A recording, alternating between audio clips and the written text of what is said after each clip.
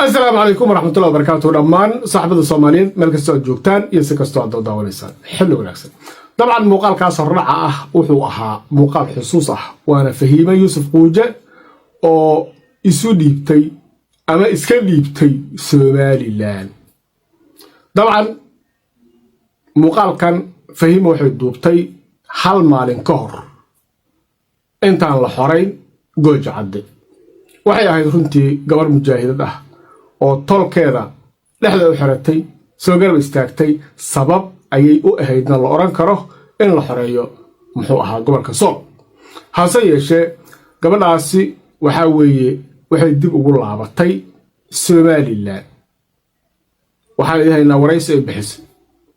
sidoo kale waxaan idin haynaa wasiir ka tirsan Soomaaliland oo isaguna ka hadlay soo guriyo noqoshada Fahima Quujo laas qodob markaynu dul istaagno waxaan haddana insha Allah taala dul istaagi doonaa arrinkan waxa sababay iyo xalku sida uu anagana leeyahay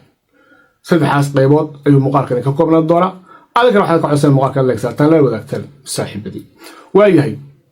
Fahimo mar allaaliya markay go'aankaas qaadatay way hadashay waraysi bayna bixisay bal waraysiga Fahimo marka hore aynu ku bilowno soo faahfaahin buuxda aysan bixin haddana waxay ballan qaaday in ay waraysi buuxa bixin doonto markay tagto magaalada Hargeysa meelaha qaar way taabatay sababaha ay uga tagtay muxuu ahaa maamulka ka tirsanna way sheegtay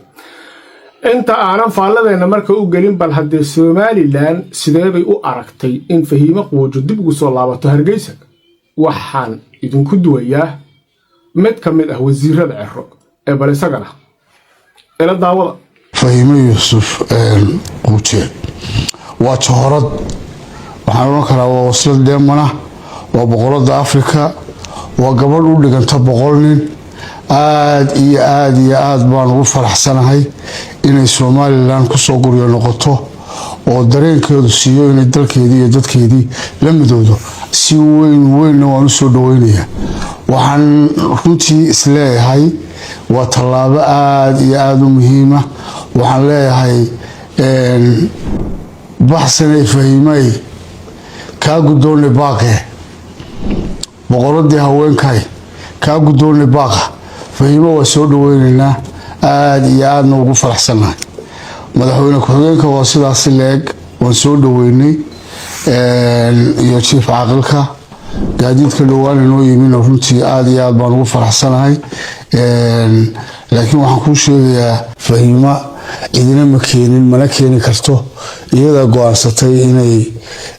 siyaasadii hore ay ka shaqeynaysay baa wada dhuxulo ku noqotay oo ku soo oodantay waxay doonaysaa siyaasad ballaaran oo dalkeedii iyo dadkeedii inay ku soo noqoto oo la midoodo anigu waa soo dhaweynayaa xiriirna waa leenahay runtii oo dawaan wada hadalay laakiin iyada iskeedu go'aansatay inay timaado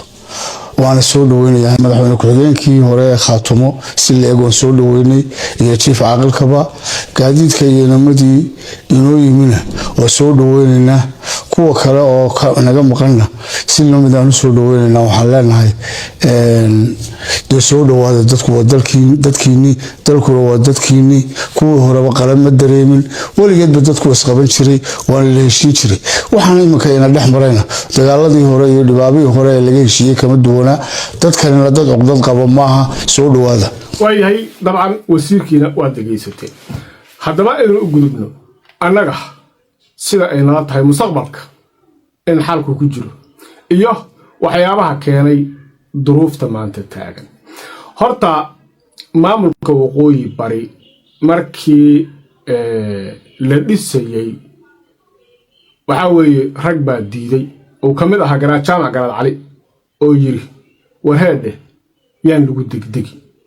bal horta 6 bilood noo kaadiyo waa la diiday waxa la yiraahdaa aabihii ayaa sidaas oo kale Soomaaliland xornimada markay qaadatay wuxuu warbalno aqdhiga waa laga diiday natiijadii muxuu ahaa tii aabihii waa la arkay oo waxa ka dhalatay Soomaaliland tii hadda dambe la diidayna maanta waxa weeye way soo muuqataa aragtidiisii in muxuu ahayd in la qaato ay ahayd خاطر state of Somalia intaysan noqon waqooyi waqooyi bari intaysan noqon dagaal bay gashay dib u xoreyn ah oo dhulkooda jabadii SNM oo ay haysatay ay waxoreynayeen berigaas kooxda xasan sheekh maxamuud ee magaalada muqdisho ku sugan waxay ka safnaayeen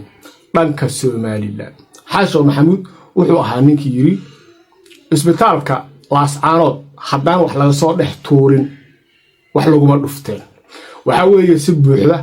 ayuu hoosta uga socday Soomaaliland wuxuuna rabay Soomaaliland meesha inay qabsato mar allaaliya markii taas suurtagal weysay oo reer Khaatuma ay dagaalameen Soomaalilandna ka adkaadeen ayuu haddana jaanis kale meesha ka arkay jaaniskaas kale wuxuu ahaa la fagiri iyaga la isku jibiyaa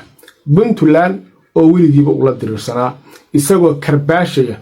ayuu yiri waxaan idin aqoonsanayaa maamul goboleed Xamza diray Xamza tagay meeshii muxuu ahaa isagii baa tagay halkaas waxay uga dhawaaqeen in waqooyi bari ay tahay maamul goboleed ka tirsan dowladda federaalka sidoo kale xuquuqda maamul goboleedadu leeyihiin oo kale uu leeyahay hase yeeshee taasi waxay ahayd afka baarkiisa maalintii xasan kelmadaas ku dhawaaqay ilaa iyo maanta wax budget ah oo la siiyay reer waqooyi bari ma jirin waxa weeye reer waqooyi bari waxay ku noolaayeen qurba joogtoodu xoogaa qaaraan ah oo ay u diraan qurba joogtana waxa weeye laftirkooda dad iska daalan qorshuhuna wuxuu ahaa intii maamulku ka helayo saboortigii dowladda inay sii meel gaarsiiyaan waxa weeye marka maamul dhan oo muxuu haytay ciidamadiisa leh wasiiradiisa leh oo xildhibaanadiisa leh oo wax bajada aan haysan bay muddo soo ahayd waqooyi bari ninka meesha xukuma ee la yiraahdo Firdhiye waxa lagu xantaa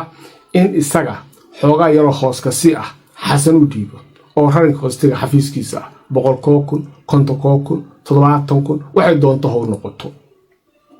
laakiin nin ugu yaraan 5,000 ciidan meel u fadhido xildhibaano sugayaan wasiir sugayaan waxa weeye intaas inuu u xisho may ahay dabcan uu aamusan yahay oo isagu waxa weeye hadda xasan kuna taagna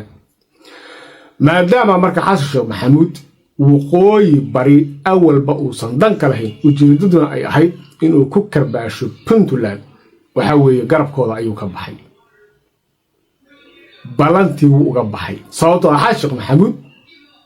Soomaaliya uma yaqaano wax ka baxsan Muqdisho laba maamul goboleed ee hawiyaha iyo baydhabo oo xoog ku haysto oo uu ku tagay maxaatay beebayaashii Turkiga waxa weeye marka meesha dhaqaale xumo weyn baa ka dhacday maamulkii waa iska hor yimid haddii maanta aan xal laga gaarin arrinka waqooyi barina waxa weeye sida arin majiiq ah ayuu maamulku ku dhamaan doonaa Soomaaliland ariga majiiq ah waxa weeye riyaha markii habeenkii gasada lagu oodo oo waxa weeye dhacantii iridda laga saaro haddii reerka ariga iskalu aroor hore uu ariga u kici waayo la ood qaadi waayo arigu marka dambe wuxuu sameeyaa qorax markay ku kulaato ri baa bilowda oo ooda ka hoos dusta dhammaantiin halkaas oo ka wada baxay hadhow dabaa la arkaa gasadii oo bannaan hadda fiimo quujo waxa weeye waa qofkii ugu horreeyay ee gasadii ka dusay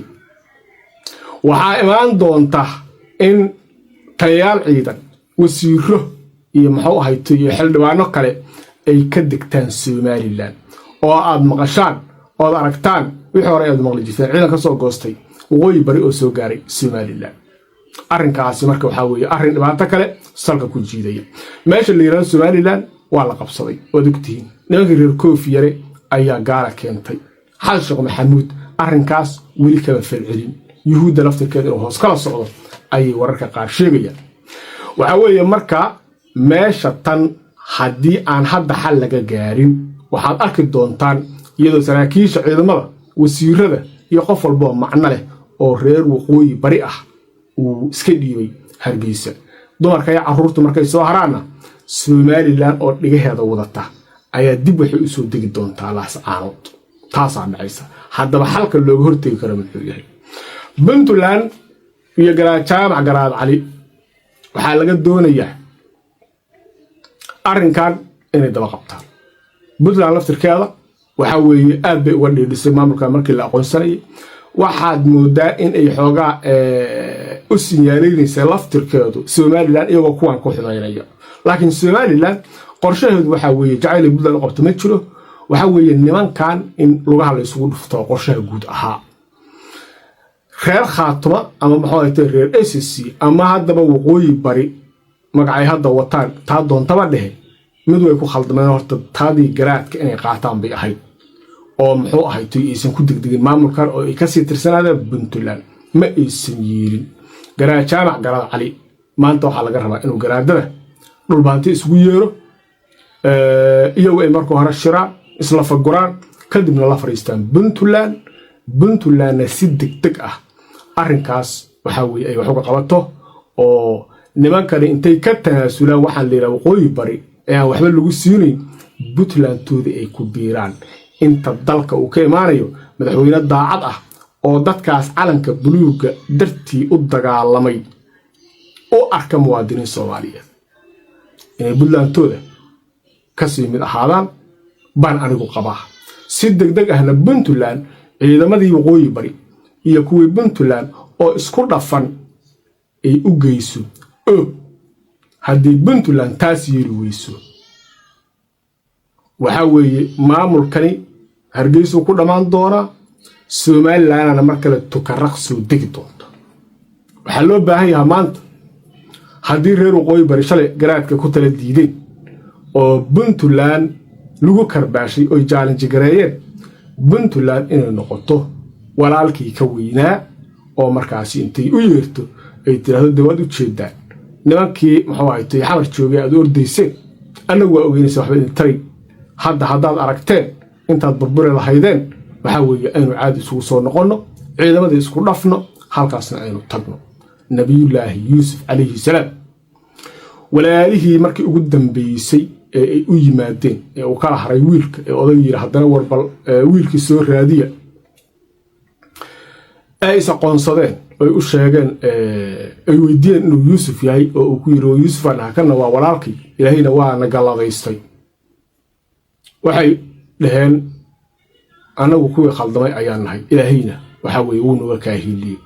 markaas dambigooda markay qirteen wuxuu ku yiri لا تثريب عليكم اليوم يغفر الله لكم وهو أرحم الراحمين ما أنت عنان دشينا معه إلهي بإذن دم دافي دورة كوا نحريستنا